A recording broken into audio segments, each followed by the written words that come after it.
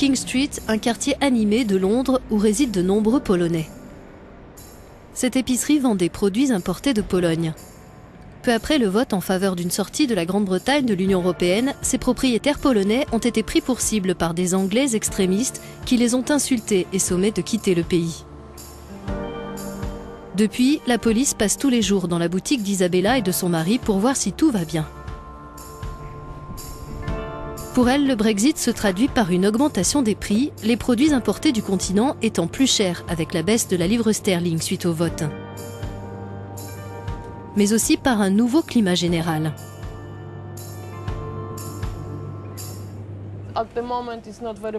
En ce moment, ce n'est pas très agréable d'être ici.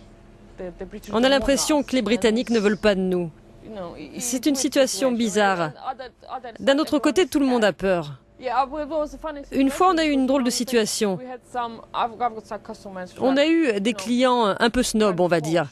Ils nous ont dit « On ne veut pas de l'Europe, on veut quitter l'Union européenne parce qu'on ne veut pas de migrants ici et blablabla. » Mais quelques minutes après, ils nous ont dit « En fait, j'ai une femme de ménage polonaise. Des Polonais gardent mes enfants. » Alors je leur ai dit « Si vous ne voulez pas de nous ici, qui travaillera pour vous après ?» C'est vraiment du bon sens. Depuis le Brexit, les manifestations de haine contre les Polonais se multiplient. Dans ce contexte, Isabella ne veut pas de la nationalité britannique. Si les choses empirent encore, elle envisage de retourner sur le continent européen, voire en Pologne. Ces cornichons importés de Pologne sont les meilleurs que j'ai jamais mangés. Je me demande ce que vont faire maintenant les 800 000 Polonais qui vivent en Grande-Bretagne. Allons poser la question dans les environs.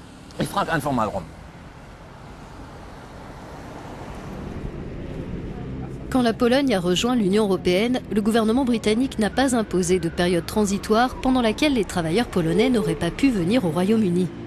Résultat, entre 2004 et 2015, le nombre de Polonais installés en Grande-Bretagne a été multiplié par 8. À Lewisham, quartier multiculturel du sud-est de Londres, nous rencontrons Monika, employée de bureau. Originaire de Pologne, elle vit à Londres depuis 11 ans. Depuis le Brexit, elle se demande si elle risque l'expulsion. Du coup, elle a pris sa décision, elle veut obtenir au plus vite un passeport britannique. C'est pour cela qu'elle révise pour les tests de culture générale avec un manuel officiel, La vie en Grande-Bretagne. La situation du Brexit m'inquiète un peu parce qu'on ne sait pas ce qui va se passer. Est-ce que j'aurai le droit de rester? J'ai un prêt immobilier à payer. Est-ce qu'ils vont me forcer à vendre l'appartement et me renvoyer en Pologne? Je ne sais pas du tout. Le passeport britannique, c'est le Saint Graal qui, dans la tête de bon nombre de Polonais, leur permettra de rester dans le pays, quoi qu'il arrive. Les démarches pour l'obtenir sont fastidieuses. Monika a par exemple dû prouver qu'au cours des 5 dernières années, elle n'avait pas passé trop de temps en dehors des frontières britanniques. J'ai dû communiquer par écrit toutes les périodes où j'étais en vacances, en Espagne, en Italie ou ailleurs.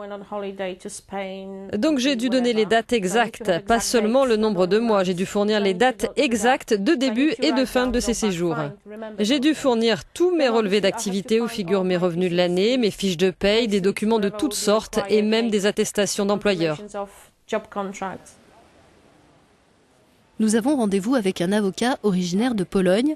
Au lendemain du référendum, il a mis en place une assistance téléphonique en 8 langues pour les ressortissants de l'Union qui vivent en Grande-Bretagne. Certains s'en servent pour signaler des manifestations de haine, d'autres pour se renseigner sur l'évolution de leur statut après le vote en faveur du Brexit. Theresa May veut conserver l'option de mettre fin à la liberté de circulation, du moins pour renforcer son pouvoir de négociation avec l'Union, ce qui crée beaucoup d'incertitudes. J'aimerais pouvoir aller voir une famille qui vit ici depuis 10 ans et leur dire « Vous allez pouvoir rester », sachant également qu'il y a environ 1 million de Britanniques qui vivent à travers l'Union et qu'ils veulent des droits réciproques. Je crois que c'est dans l'intérêt de l'Union européenne et de la Grande-Bretagne de garantir ces droits, mais je ne peux pas affirmer à 100% que c'est ce qui sera fait.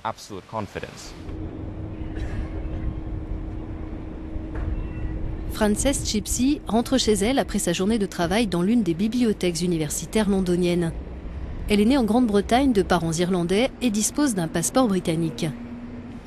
Mais elle est en train de faire une demande pour obtenir la nationalité irlandaise. Il faut dire que la sortie du Royaume-Uni de l'Union européenne n'effraie pas seulement les ressortissants communautaires, elle inquiète aussi quelques Britanniques comme Frances, son mari Martin et leur fille Fiona. J'ai beaucoup d'amis qui avaient prévu d'aller étudier en Europe pendant 1 an. Mais maintenant, ils doivent y réfléchir à 2 fois, parce que ça pourrait être plus cher ou plus difficile pour eux de le faire. On a fait mettre à jour nos cartes européennes d'assurance maladie pour les avoir quand nous sommes partis en vacances. Et heureusement, on les a toujours parce qu'on fait toujours partie de l'Union. C'est principalement pour ça que je veux un passeport irlandais. Comme ça, je serai toujours ressortissante de l'Union et je continuerai à avoir les avantages de la citoyenneté européenne.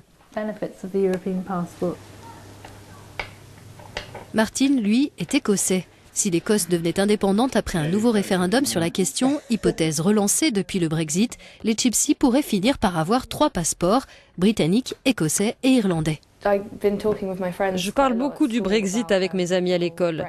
Et il y en a beaucoup qui sont vraiment embêtés par cette situation. On reconnaît qu'on a vraiment besoin de l'Union européenne et du reste de l'Europe, et on n'aime pas que des liens comme ça soient rompus.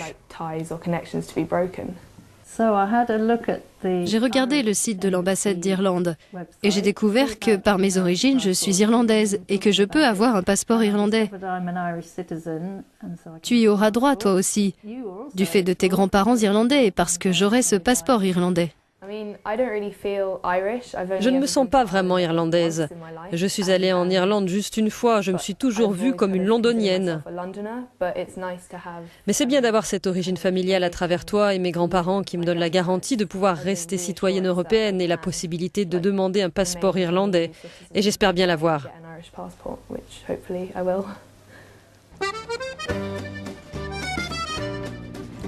Changement de décor, partons en France, à Lyon.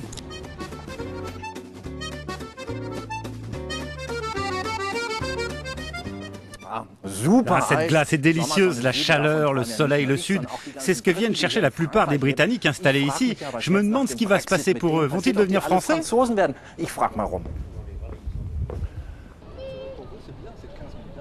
Dave est le propriétaire du Smoking Dog, le pub le plus anglais de la ville.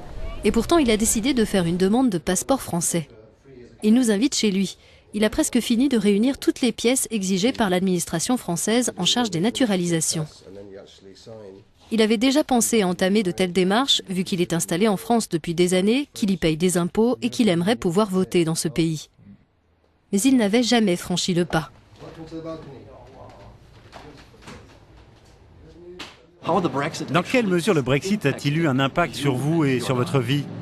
Le résultat du Brexit, c'est ce qui m'a décidé. Allez, on réunit les papiers, on fait le dossier et on verra. J'ai aussi pensé aux conséquences pour mes 3 enfants. Mon épouse est britannique et elle réfléchit aussi à se lancer dans les mêmes démarches. L'avantage qu'on en tirera, c'est simplement de pouvoir continuer notre activité ici en France sans avoir peur de ce qui pourrait se passer. Il n'y a pas seulement en France que depuis le Brexit, les demandes de naturalisation d'expatriés britanniques explosent. C'est le cas aussi en Suède, en Autriche et en Allemagne notamment. Que leurs craintes sur leur statut et le maintien de leurs avantages soient ou non fondées, ils sont nombreux à vouloir dire au revoir à Sa Majesté.